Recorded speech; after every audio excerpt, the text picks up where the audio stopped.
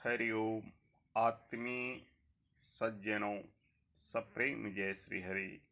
आज की वीडियो में मैं बताने जा रहा हूँ स्वर्ग 4 प्रकार के हैं और वह भी नभमंडल में नहीं, भूमंडल पर है। और भूमंडल पर ही नहीं, आपके घर में है।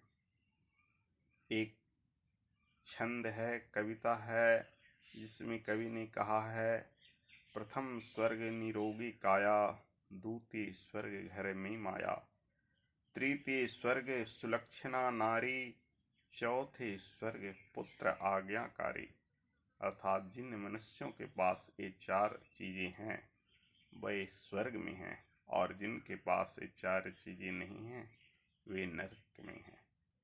प्रथम स्वर्ग निरोगी काया, अर्थात स्वस्थ शरीर। शरीर माध्यम खलु धर्म साधनम, कहा गया है शरीर ही धर्म का साधन है। अंग्रेजी में कहा गया है हेल्थ इज वेल्थ, स्वास्थ्य ही धन है। तो पहला स्वर्ग तो है मनुष्य का स्वस्थ तन, स्वस्थ मन। जिस मनुष्य को भगवान ने निरोग दिया, जीवन दिया है, वह सदा स्वर्ग में है। यदि मनुष्य निरोग है तो उसे ईश्वर की सबसे बड़ी कृपा है। निरोग अर्थात आरोग्य, स्वस्थ से बढ़कर कोई सुख त्रिलोकी में नहीं है। द्वितीय स्वर्ग जो है घर में माया, माया अर्थात सब परिवार का होना और सब परिवार में प्रेम भाव होना। भाई बहन, बंधु बांधव, कुटुंब नाते, चाचा चाची, यानी संयुक्त परिवार का होना और सभी में प्रेम सौहार्द होना, किसी में लड़ाई झगड़ा का न होना।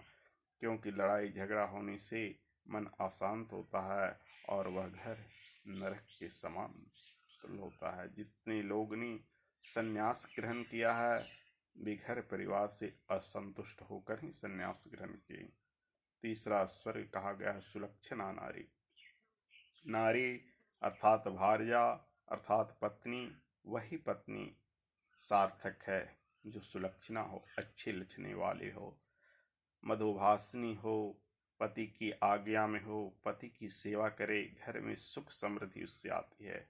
यदि किसी मनुष्य के जीवन में उल्टा, व्यभिचारिणी, कलहकारिणी, कर्कशा नारी आ जाती है तो वैसे जीवन को नरक तुल्य कहा गया है। क्योंकि उससे अविवाहित रहना ही ज्यादा अच्छा है। यदि किसी को पत्नी मिली, वह कर्कशा है, प्रतिदिन झगड़ा करती है, प्रतिदिन कुछ न कुछ लड़ाई झगड़ा पेश करती रहती है, इधर की बात उधर करती है, घर आते ही मर्द को जीना हराम कर देती है, तो वैसे लोगों से अच्छा कुमारा लोग ही हैं जिनका आज तक विवाह ही नहीं हुआ, या ब्रह्मचारी हैं या सन्यासी हैं, उनका जीवन सफल है। वरना गृहस्थ वही सुखी है जिसकी नारी कर्कशा न हो, लड़ाकी न हो, मधुर भाषिणी हो, पति की सेवा करने वाली हो, सदा आज्ञा पालन करने वाले हो, घर परिवार में वैमनस्य फूट न डाले, भाई भाई से प्रेम रखे, बंधु बांधव से प्रेम रखे, किसी से द्वेष न कराए। वरना आज की नारियां तो घर आते ही भाई भाई को झगड़ा कर देती है, अपनी माँ से पति को जुदा कर देती है, अपने बाल बच्चे से जेठ देवर को दूर रखती है। तो वैसी नारी का होना न होना ही ठीक है। अब चलिए चौथे स्वर्ग में। चौथी स्वर्ग पुत्र आज्ञाकारी।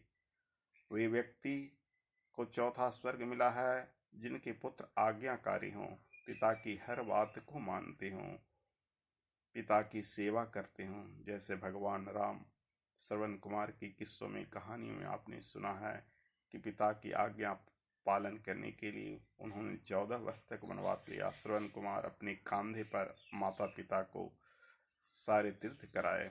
लेकिन आज के पुत्र पिता की दौलत तो चाहता है लेकिन माता पिता की सेवा करना नहीं चाहता है। माता पिता को तिरस्कृत करते रहता है, हर बात पर डांटते रहता है। बूढ़ा होने पर न उन्हें भरपेट भोजन देता है, न पहनने का वस्त्र देता है, उतना ही क्या जीना भी हराम कर देता है। तो वैसे संतान से तो अच्छा उन वे लोग हैं जो पुत्रहीन हैं, निसंतान हैं। वरना जिनको ऐसे संतान मिला जो हमेशा बाप को, माई को, माता पिता को डांटते फटकारते रहता है, हर बात पर झगड़ते रहता है, तो उनके लिए उस घर स्वर्ग नहीं नरक के समान है। इसलिए चौथे स्वर्ग को कहा गया है पुत्र आज्ञाकारी जिनके पास है उन्हें भी स्वर्ग मिला है।